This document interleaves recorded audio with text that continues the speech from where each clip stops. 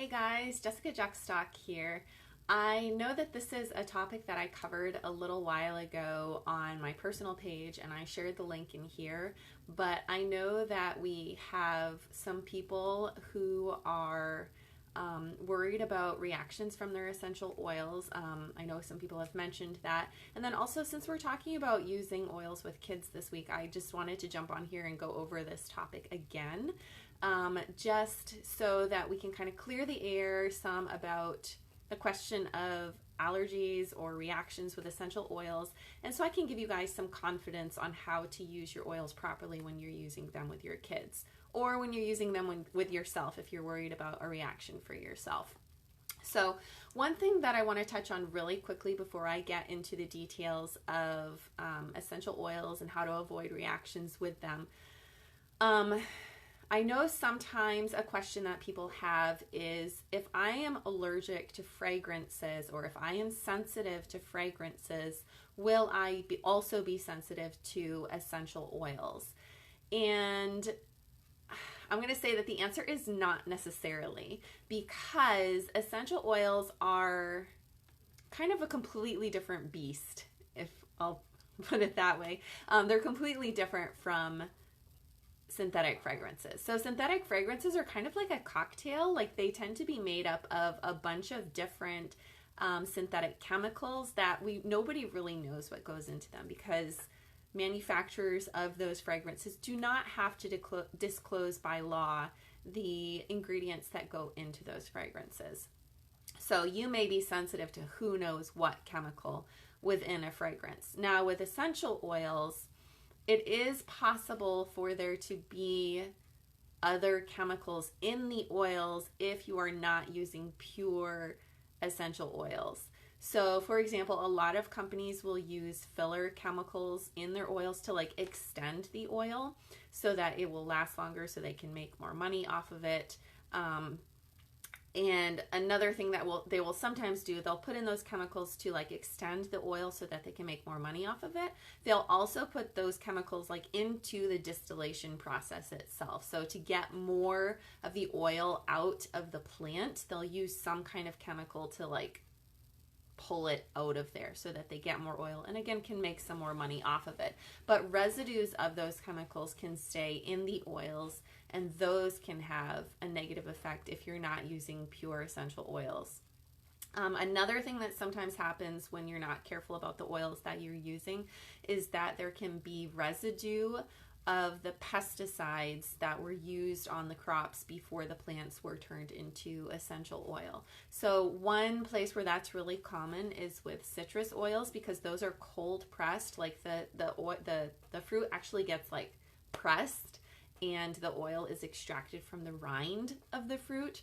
And so in that case, think about it, when you're going out with your pesticides on your crops, those are getting sprayed onto the outside of the fruit, right? So if the oil is coming from the outside of the fruit, then there's a pretty high chance that the pesticide is going to stay inside of the oil as well. So then when your skin is exposed to that, when you're exposed to that, it is very possible that you could have an allergic reaction to that synthetic chemical that is still inside of that essential oil. So that's why it's really important, if you're wanting to avoid reactions to oils, to use pure oils that are not adulterated in any way. Now, when we talk about pure essential oils, you can also ask the question, is it possible to be allergic to pure essential oils? And there's a little bit of controversy here. Some people say that it is impossible to be allergic to essential oils because they don't contain proteins, and proteins are those larger molecules excuse me, that cause sensitivities. And I don't know why when I start talking my throat always gets kind of dry here, and I need a drink. Try not to choke while I'm talking. So the proteins are what normally cause allergies to some kind of substance, and an essential oil does not contain proteins. However, they do contain something called haptens, which are molecules that bind with the protein in your body, and so then they can cause a sensitivity that way. When your body reacts to the hapten that is connected with that protein molecule in your body. So I'm going to say that it is possible to have an allergic reaction to an essential oil, but it is very rare. So it is also possible to have what is called a detox response to an essential oil. So sometimes when you put an oil on your body will like start pulling toxins out of your body in response to that essential oil. And as those toxins are coming out of your body, then your body can have a sort of what will look like an allergic response to those toxins coming out of your body.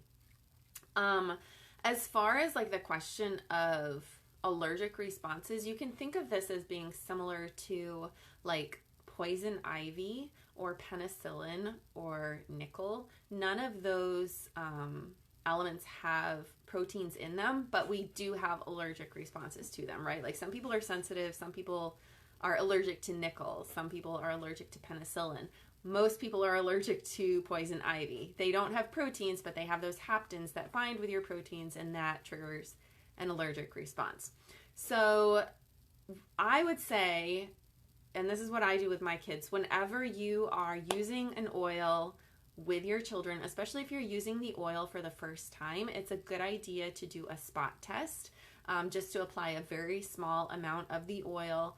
I would do it heavily diluted to make sure that they aren't going to have some kind of a response to that essential oil. It's also possible if you are allergic to something else.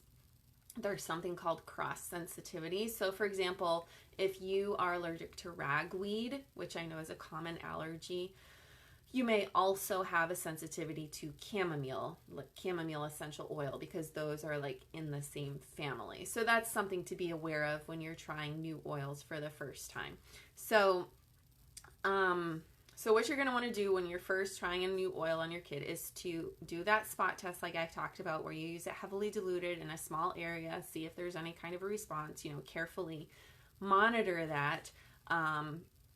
If there is a response, you have a couple options. You can try diluting it more, or you can try using something different that has, like, if you're trying to accomplish a certain purpose with an essential oil and your child has some kind of a response to that, then you can find another oil with similar properties that like has that same effect that you're looking for, and try using that one instead. So just like replacing the oil that they're sensitive to with another oil that has the same effect.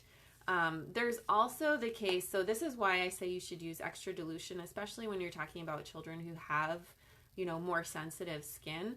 There's the possibility of having too much of a good thing, right? So like if you are just inhaling, huge amounts of essential oil, or like, you wouldn't take, I don't have any bottles in front of me right here, but like you wouldn't take a whole bottle of essential oil and just like down the whole thing. Like that would be a really bad idea.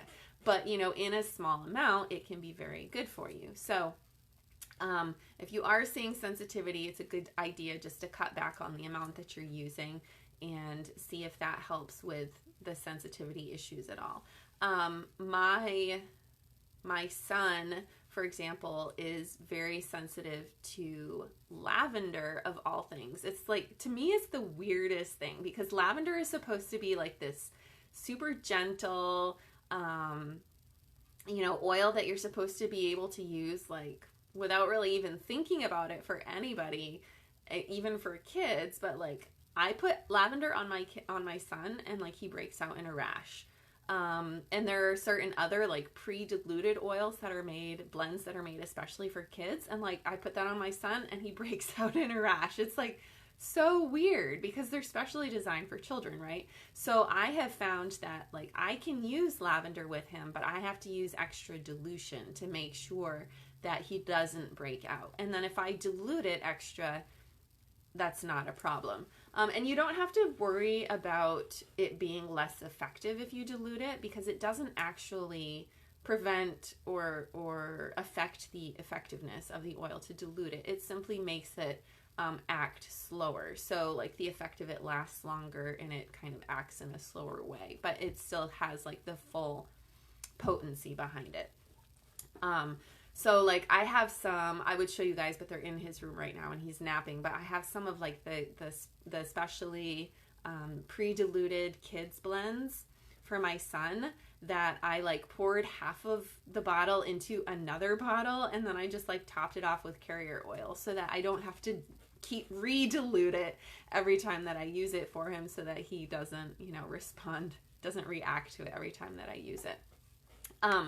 So just to kind of like recap, do patch test to make sure that there isn't any sensitivity when you first use an oil for the first time.